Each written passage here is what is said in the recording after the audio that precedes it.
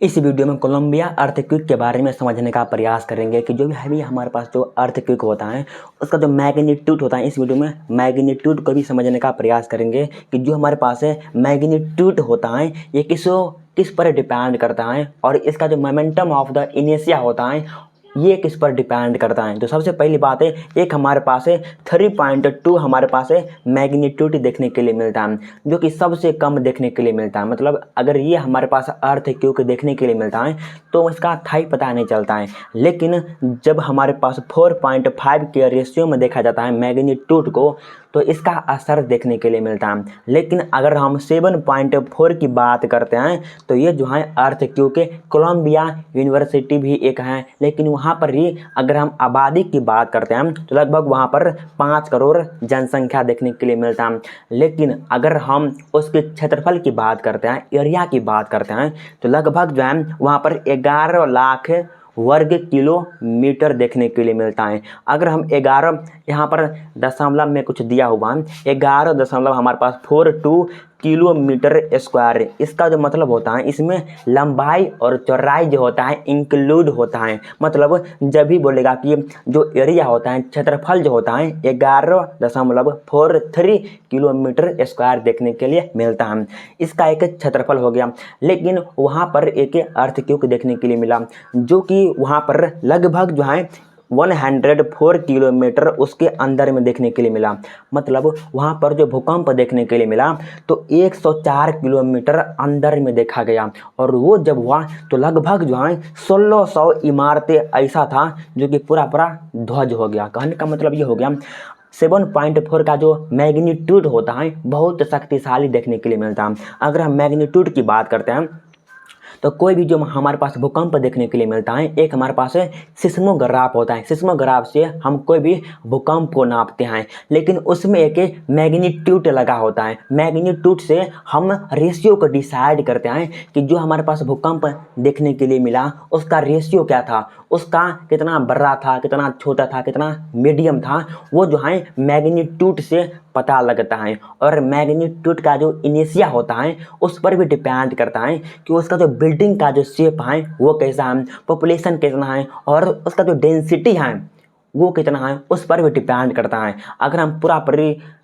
Colombia की अगर हम बात करें तो कहाँ पर पड़ता है, तो ये जो है हमारे पास साउथ अमेरिका में देखने के लिए मिलता है। जो हमारे पास साउथ अमेरिका जो है वहाँ पर ही कोलंबिया भी देखने के लिए मिलता है। यहाँ पर इसका जो जीडीपी है बहुत एडवांस देखने के लिए मिलता है। लेकिन अगर हम इसकी ओवरऑल इसकी हम बात कर रहे हैं तो यहाँ पर जो है लगभग 3 से 4 ट्रिलियन जो है इसका जीडीपी देखने के लिए मिलता है। मतलब ग्रॉस डोमेस्टिक प्रोडक्ट। कहने का मतलब अगर हम यहाँ पर देखें तो लगभग 5 में से 3 ऐसे इंसान हैं जो कि अमीर देखने के लिए मिलता है।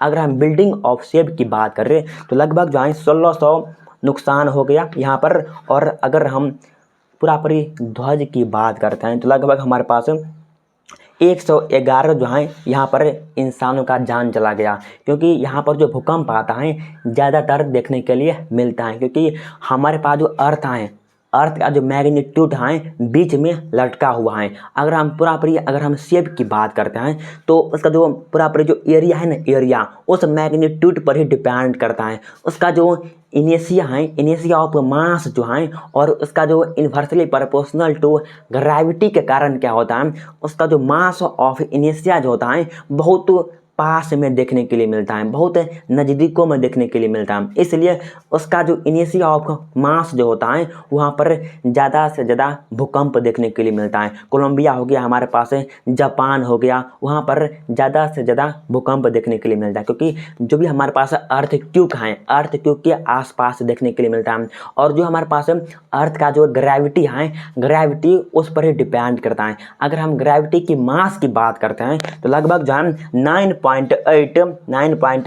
मीटर प्रति सेकेंड स्क्वायर देखने के लिए मिलता है। ये जो है मास का एक वैल्यू होता है जो कि न्यूटन साहब ने दिया था, और ये कहा था कि जो भी अर्थक्वेक के आसपास होता है, जो भी देश हो गया, कोई भी राज्य हो गया, उस राज्य में उस देश में ज़्यादा से ज़्यादा भूकंप देखने के लिए मिलता है। जैसे जापान हो गया और हमारे पास कोलंबिया हो गया, जो भीमराव अंबेडकर थे कोलंबिया यूनिवर्सिटी से पढ़ाई किए हुए थे और वहाँ पर उसका मूर्ति भी बना हुआ है। लेकिन कोलंबिया जो है वहाँ पर भूकंप इसलिए देखने के लिए मिलता है क्योंकि वहाँ का जो अर्थक्वेक है, पॉपुलेशन डेंसिटी है, डेंसिटी पर भी डिपेंड करता है कि वहाँ का जो घनत्व है, घनत्व कितना है, वहाँ पर कितना बिल्डिंग सब बना हुआ है, उसका शेप कैसा है, उसका आकार कैसा है, उस पर भी डिपेंड करता है और क्षेत्रफल की दृष्टि से भी डिपेंड करता है। जो भी हमारे पास उसका आयतन हो गया, घनत्व हो गया, क्षेत्रफल सब हो गया, एरिया सब हो गया, उस पर डिपेंड करता है कोई भी भूकंप जो होता है। और जो हमारे पास अर्थक्वेक है उसके आसपास कितना है उस पर भी डिपेंड करता है।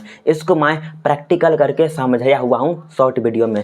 लेकिन अगर हम इसकी बात करते हैं, अगर हम पूरी अर्थ की बात करते हैं तो जो हमारे पास है जापान है, जापान में सबसे ज़्यादा भूकंप देखने के लिए मिलता है। लेकिन वहाँ पर बहुत ज़्यादा एडवांस फ्यूचर सब देखने के लिए मिलता है। वहाँ पर टेक्नोलॉजी की अगर हम बात करें तो पूरी AI जो है कन्वर्टेड है, मतलब ऐसे डिजाइन किया गया है बहुत ज़्यादा एडवांस करके। अगर हम इसको टेक्नोलॉजी के माध्यम से समझते हैं तो मान के चलिए ये हमारे पास है जापान है। अगर यहाँ पर अर्थक्वेक मतलब जब भूकंप देखने के लिए मिलता है तो उसका कैसे हम माप सकते हैं, एक हमारे पास सिस्मोग्राफ होता है और मैग्नीट्यूड से आराम से माप सकते हैं। लेकिन जब 7.0 जब होता है मैग्नीट्यूड तो बहुत ज़्यादा देखने के लिए मिलता है। लेकिन अभी जो भूकंप देखने के लिए मिला कोलंबिया में लगभग 7.4 मैग्नीट्यूड देखने के लिए मिला। इसका मतलब बहुत ज़्यादा भूकंप वहाँ पर हुआ होगा और लगभग 100 इमारतें ऐसा था पूरी नष्ट हो गया और लगभग 101 आदमी का जान चला गया और भी गया होगा, लेकिन डाटा के अनुसार यही हमको मिला हुआ है।